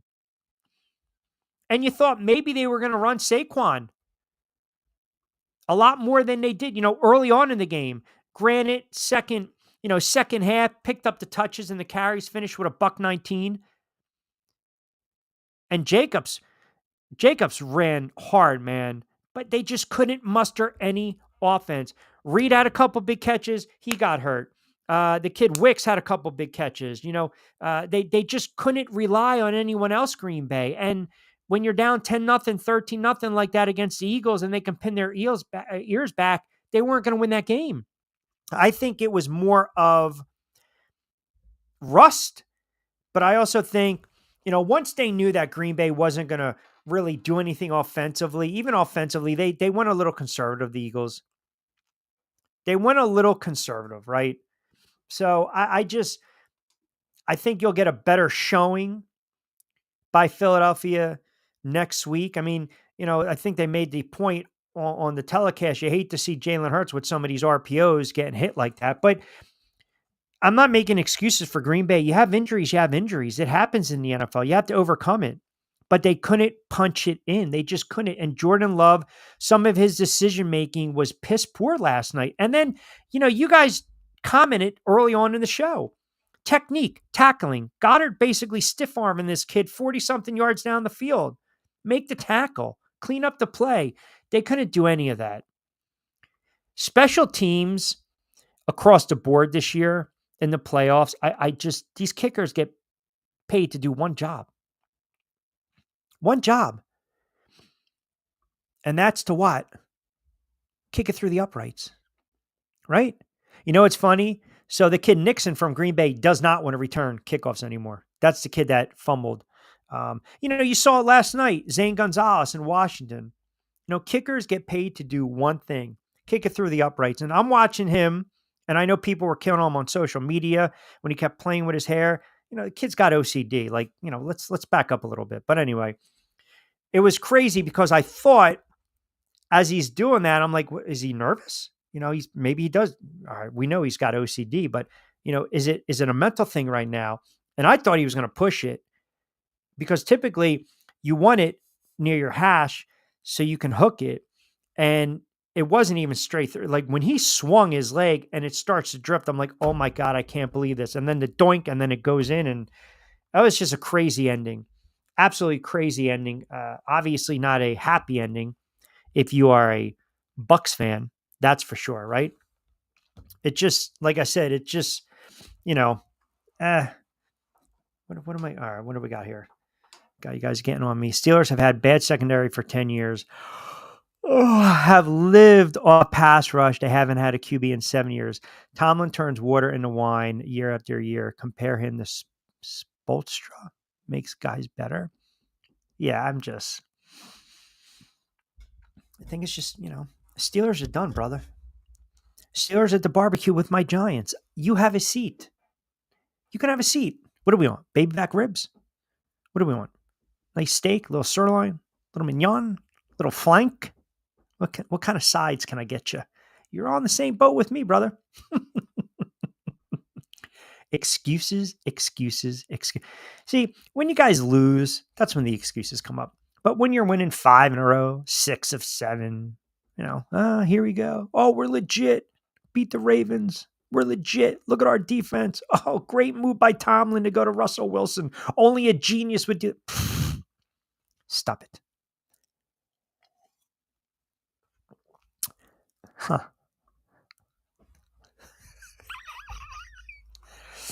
That just kills momentum of the show.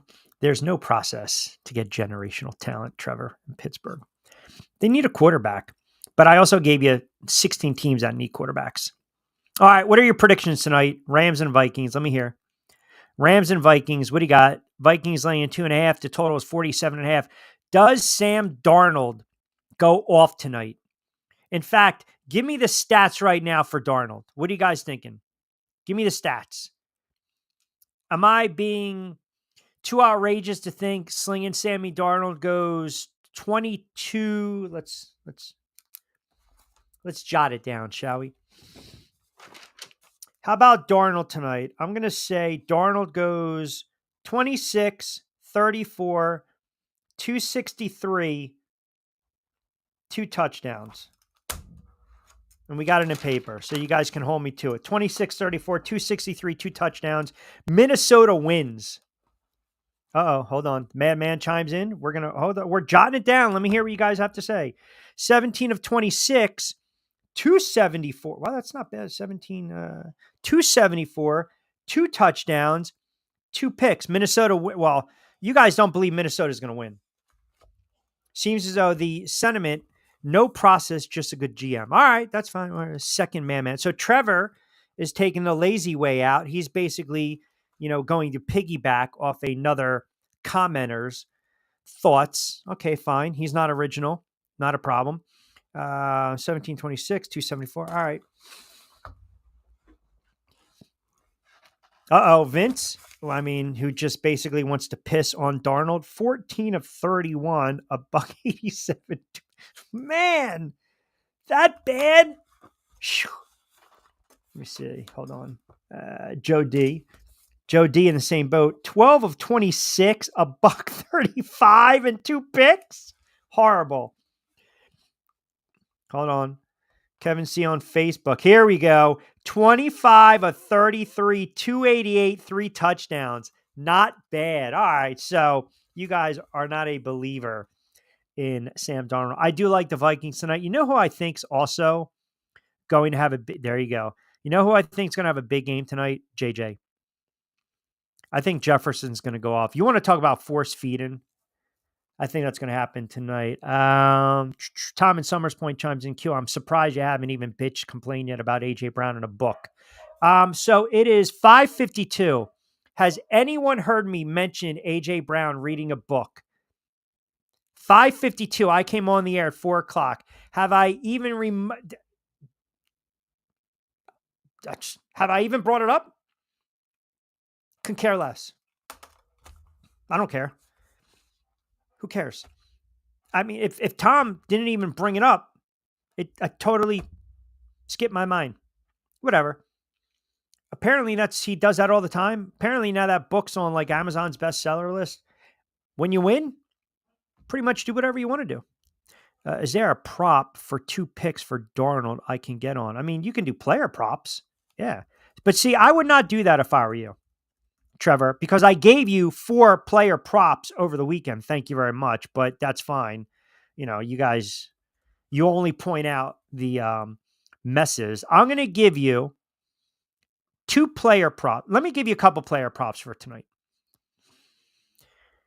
Here's the first. So Darnold's rushing yards. The over-under is 11.5 tonight. Play the over. Sam Darnold rushing yards. 11.5. Play the over. Okay? Play the over. That's my first player prop. And that's a Sam Darnold. His over-under for passing is 276. His passing touchdowns tonight is 1.5. And I don't see picks anywhere from DK, BetMGM. You know what? I would play, I think Darnold throws for about 260 tonight. 260. And I believe he gets to 2 touchdowns. So now you're talking play the under, 276, the over at 1.5. But the rushing, I think you're going to see him scramble a couple times. I think you're going to, again, scramble a little bit. Hey, what happened to the sports bet app guy that looked like the bad guy?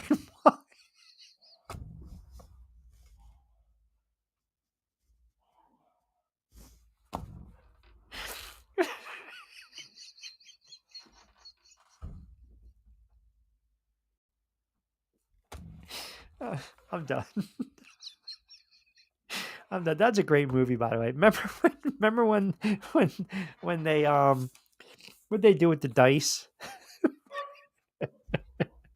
Oh, The Rock at his best. No, you cannot. That app is available, but I don't think they're taking player props right now. So. And the other player prop, hold on, let me give you one more. Let me just check my notes.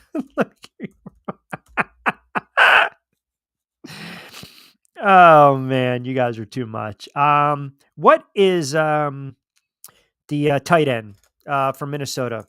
Hawkinson? His over for receiving yards is 44.5.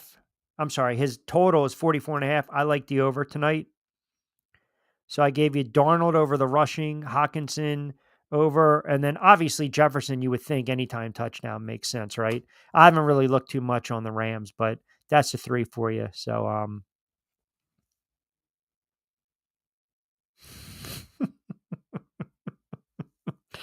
I only bet Super Bowl props, which I expect you to give me promptly on 127 episode of Man Up Monday. Yeah, we'll have some fun with that. All right, we do have to start wrapping it up on a Lunes Loco Manolo Man Up Monday edition of The Drive with Q. Good stuff from you guys for the last 2 hours. We'll be back in the saddle tomorrow on a Tuesday, and I do like the Vikings tonight. And as I said, Darnold play the passing yards under, his over on rushing. I gave you Hawkinson 44.5. Play that as well. We'll get into a little more of the head coaching vacancy tomorrow. Obviously, we'll start to look ahead to divisional round next week in the matchups. I mean, we're just waiting to see what transpires tonight. Minnesota or the Rams, one of those teams will be going to Philly to take on the Philadelphia Eagles. And again, Vikings, Rams, 8 o'clock kickoff. Vikings laying 2.5. Neutral site, 47.5 is the total on that one. Also, we told you that Mike McCarthy will not be returning to the Dallas Cowboys coach in 2025. The Pats make it official. They bring back Mike Grable as their new head coach. And also, Eagles, tough loss.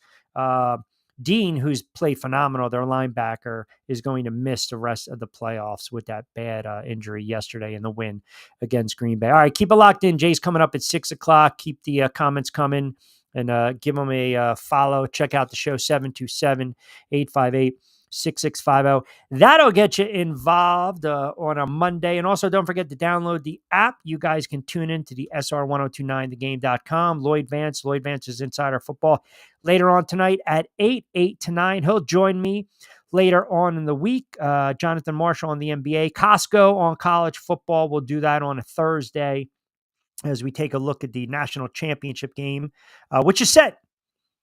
We talked a little bit about that on Saturday. And I mean, listen, I hate the fact that you got to wait a week, but it is what it is, right? You have to wait a week. Ohio State, a big time favorite over Notre Dame, 8 points right now, 8.5 it sits. And that's Monday, January 25th in Atlanta, Georgia. That, of course, is the college football playoff national championship game, Ohio State against Notre Dame. So we'll talk about that later on in the week. Good stuff with the comments, good stuff with the text as well. You guys chiming in on Facebook, on X, and of course, right here on the show live as we always do. Don't forget to subscribe to my YouTube channel, Rich Q on Q.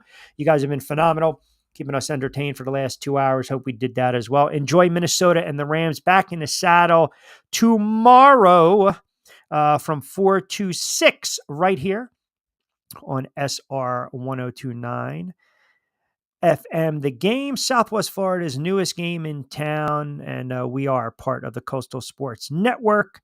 You guys have a good Sports Monday, a Manolo Monday, a Man Up Monday, a Loco Lunes Monday. As always, I'm Rich Quinones. Angel Martinez will be back in the saddle with me later on this week as well. You got Jay coming up, Lloyd Vance later on in the night. But again, we will see you tomorrow from 4 to 6. Be safe, be sound, and as always, hasta luego, buen día.